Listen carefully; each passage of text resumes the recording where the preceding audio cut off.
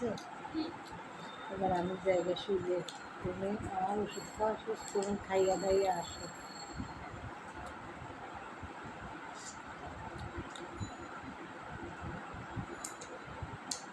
আমার কাছে মুরগিটা মজা লাগে, মুরগি মজা লাগে।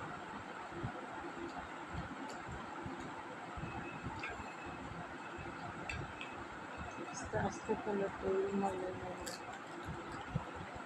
বাবা এখানে আমি বলবো কে পরিষ্কার করবে, ভাত করবে না।